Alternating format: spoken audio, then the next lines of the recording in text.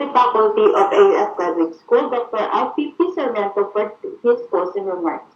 Let me just share my PowerPoint. Can you see the screen? No, sir. Yes, sir. Nakikit na, sir.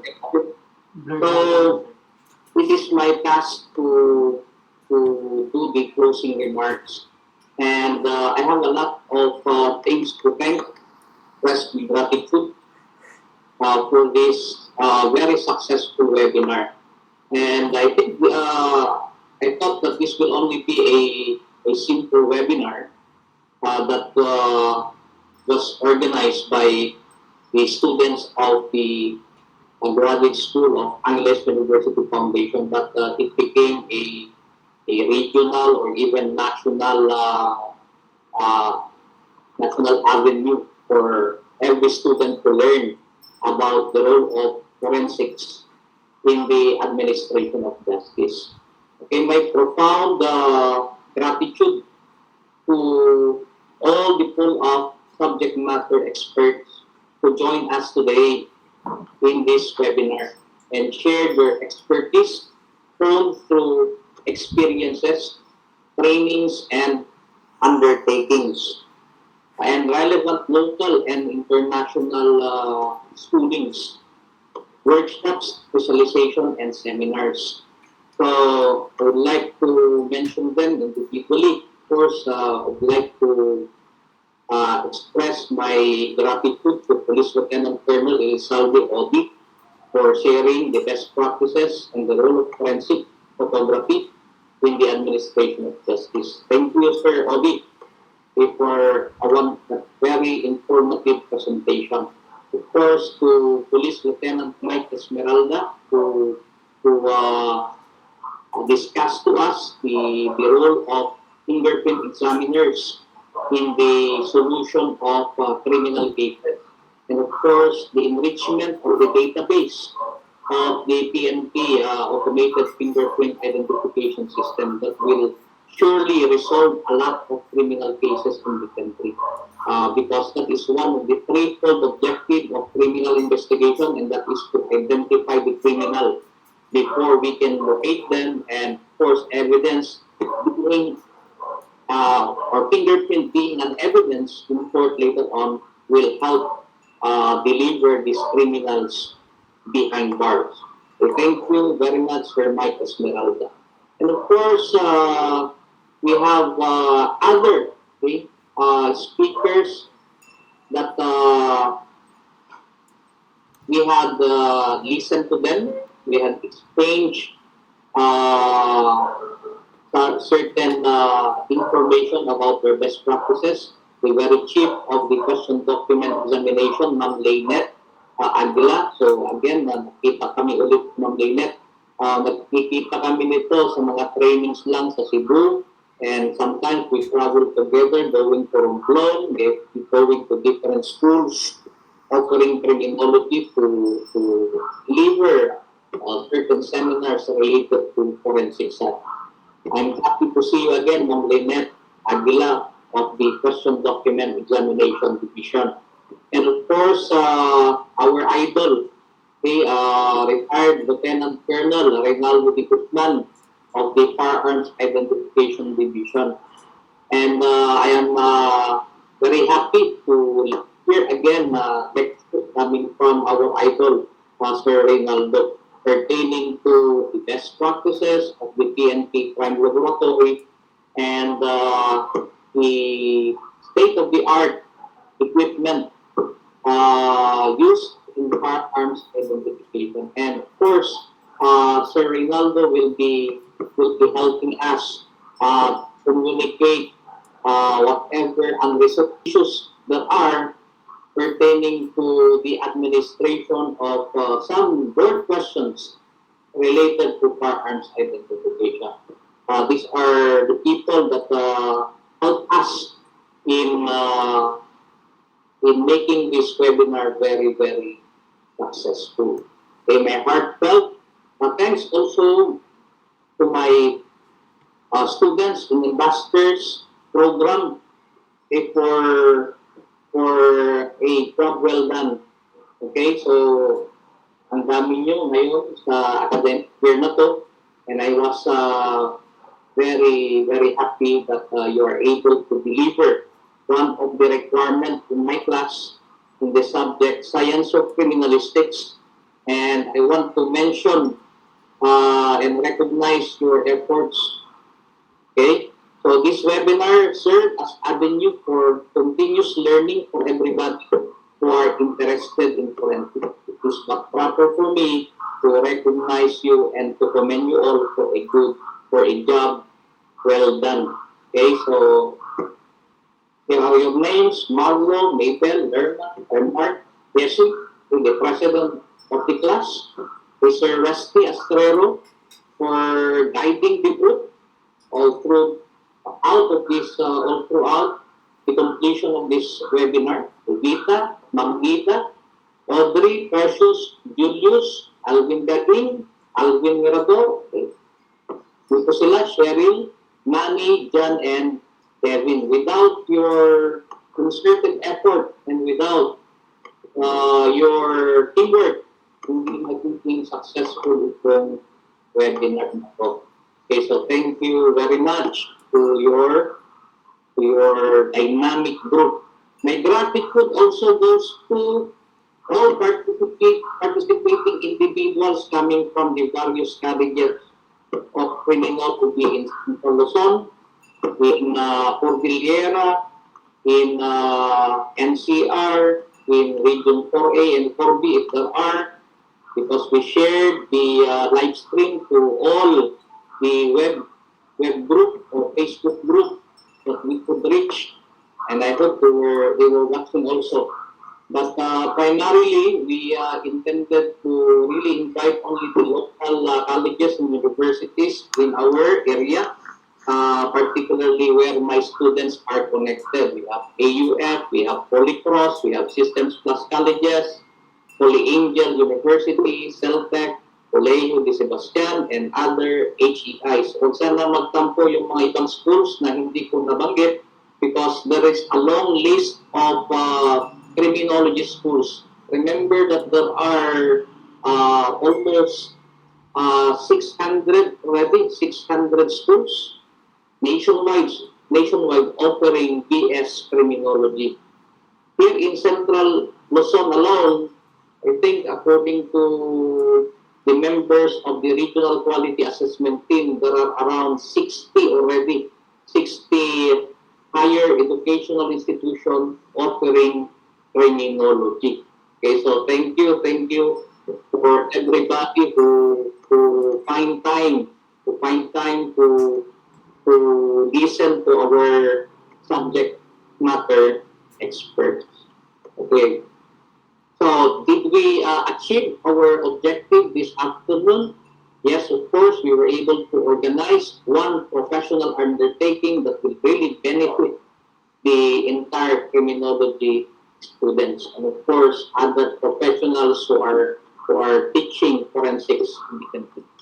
Okay, we are able to produce an open educational resource as our commitment to the Bayanihan Act of the CHED Regional Office 3. And I think other CHED regional offices are also doing the same in this time of pandemic, wherein face-to-face instruction is impossible, then we can only do so much, but to deliver webinars, seminars, or instruction via online or remotely. Okay, so, and we were able to engage criminology and forensic students in a discourse like this. Okay, so we can entertain questions coming from them, and of course, we were able to learn, unlearn, and relearn a lot of things about forensics, especially forensic ballistics, fingerprint identification.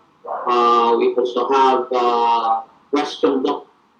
That was a very good one-on-one interview with my idol also, with Ma'am Lynette Aguila of the question document examination. Thank you very much, Ma'am. Parang laging bago yung mga lessons na tinuturo ninyo, especially yung mga topics din ni Sir Odi kanina about police photography, marami tayong natutunan sa mga speakers natin ngayon. And hindi nakakasawa yung lectures ni Sir Reynaldo kanina. Kahit na sabi nga natin, several times na natin narinig during our undergrad, during our masters, and during our PhD. Okay, very, very relevant pa rin yung mga topics na lagi nilang share. We are very thankful for that. And of course, yung ultimate objective ng ating mga student is to pass. Basically, it's a thumbs up for everybody. Kayong lahat na nandito, kayong lahat na nagtulong-tulong, I know that we were able to complete our objectives cited in our course syllabus. That we had already a clear understanding of criminalistics and forensic science. We were able to describe the duties of criminalistics and forensic scientists. We were able to know the various standards and controls on forensic comparative sciences. And we were able to get an idea on how forensic examination reports are prepared by our experts in the field of forensic. Okay, so the recently concluded webinar and the day's discourse dealt primarily with the role of forensics as an investigative tool and as a blind instrument in the administration of justice. The series of topics presented the various applied sciences and how it resolved landmark cases in the country.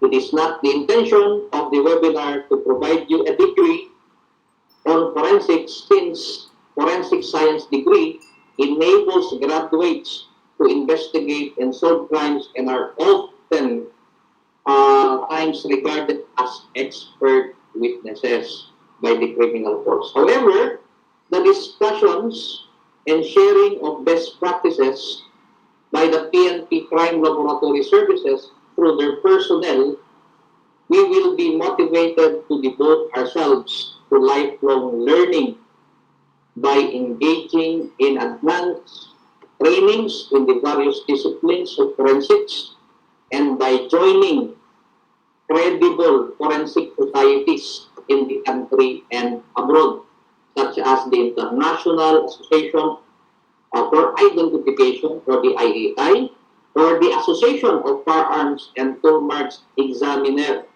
wherein Sir Reynaldo Guzman is a member, to mention a few. Let us not forget the foundation of early crime laboratories established by prominent law enforcement and policies, our police agencies in the world, such as the Los Angeles Police Department and FBI in the early 20s and the 30s, respectively. Pillars of criminalistics such as Hans Gross, Edmond Locard, Albert Osborne, Paul Kirk, Calvin Goddard, and many more. Let us not waste what these people have started and be prepared to the challenges of time. Like in this pistol, every PNP or law enforcement officer goes to the firing range in order to be proficient in shooting. Ganon din tayo, we can always enhance our skill in the field of forensic. So hindi lang tayo dapat magaling bumaril, particularly in law enforcement, but of course, we are skilled in the conduct of investigation and the use of the various forensic tools in solving crimes. Admissibility of forensic evidence is continued to be challenged by a growing number of pessimistic individuals who don't trust the results of forensic investigation. The ever-changing rules on evidence only suggest dynamism. Let us be firm with established principles behind every discipline of forensics. Ever ready to support its foundation in court of law every time new challenges arise due to new discoveries. No Dover challenge or rules of exclusion of evidence in forensic cannot be won as long as forensic processes are repeatable, reproducible, and reliable. The Court of Laws will not stop from being gatekeepers of irrelevant and immaterial evidences. So much if it is said to be coming from forensics. The court also continue to educate themselves about forensic sciences or forensic evidences and are becoming more sensitive and sharper in every case handled. Let us do the same and be the best in our chosen craft or discipline and learn from the various committee reports, particularly the committee report in 2003 by the American Academy of Forensic Science, wherein they stated that there should be more research, is needed in the techniques and science already in use. Of course, that is the very basic foundation in the developing science. Okay, yung tinatawag natin na peer-reviewed processes and peer-reviewed standards, peer-reviewed principles, etc., etc. So that this methodology will remain reliable and valid. A continuous review of the existing protocols. That is why nabanggit ito kanina ni Ma'am Lynette that the crime laboratory undergoes regular audit, yung tinatawag nating ISO audit, to really ensure quality in every processes. And of course, the highly suspecting public and the scrutinizing courts, kailangan din tayong mag-prepare dito. Nandito yung mga tinatawag natin mga challenges na kinakaharap natin. And of course, we have to preserve the integrity in every examination that we have conducted. And of course, looking into the various cases of exoneration, not just conviction, but exoneration of many cases because of the application of forensic science. The role of forensic science does not only incriminate people, but exonerate people who are innocent. Okay, this, if you wanted to read more about this committee report, I suggest that you also find time to read the full report of Kenneth Nelson, the president of the American Academy of Forensic Science, a former prosecutor and director of the Alcohol, Tobacco, and Firearms in the United States. Okay, so strong points in the report mentioned here is when scientific methodologies are considered sacrosanct, are modified or discredited, the judicial system must accommodate the changed scientific landscape.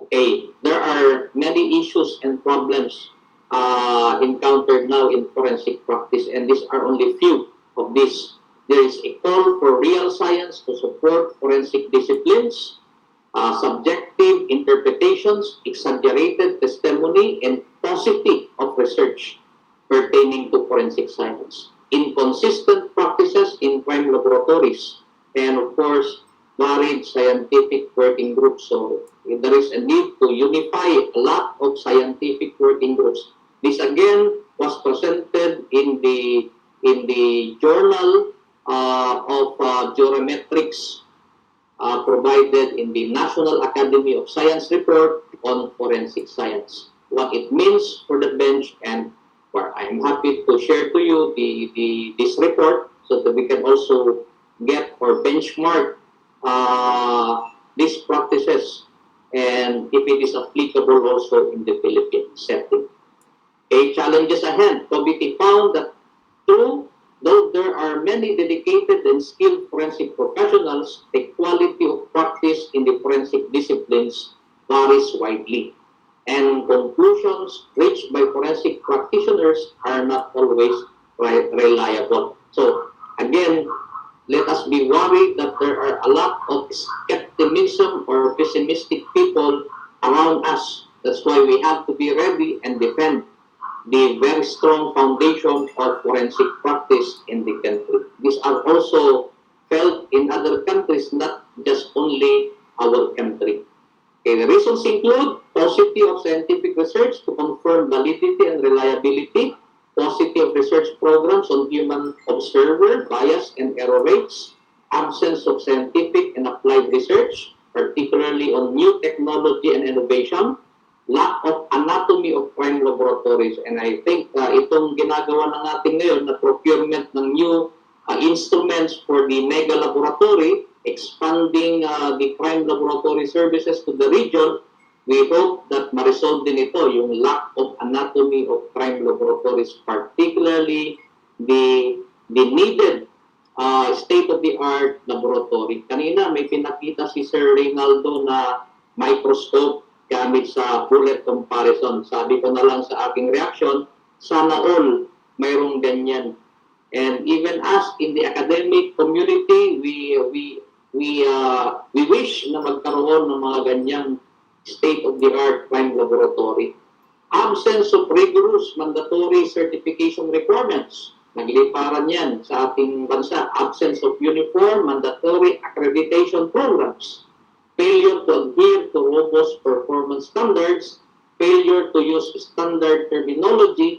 And there is a lack of effective oversight. These are the reasons mentioned by the American Academy of Forensic Science, and I think some of that are also applicable in our Philippine setting. And I think this will remain to be a very good challenge for us to continuously grow, continuously expand, continuously develop.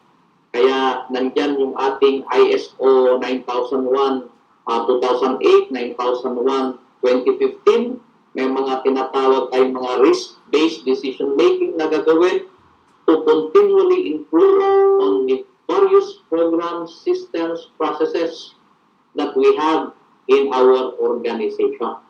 A gross shortage of adequate training and continuing education. These are just a list of challenges na dapat nating makita din sa practice natin sa forensic science in the country.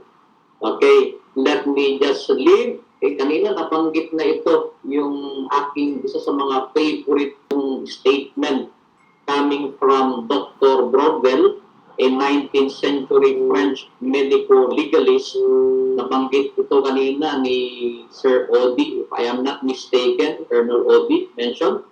And this is very, very applicable to forensic science practice. If the law, and I quote, if the law has made you a witness, remain a man of science. You have no victim to avenge, no guilty or innocent person to ruin or save. You shall bear witness within the limits of science. End of quote.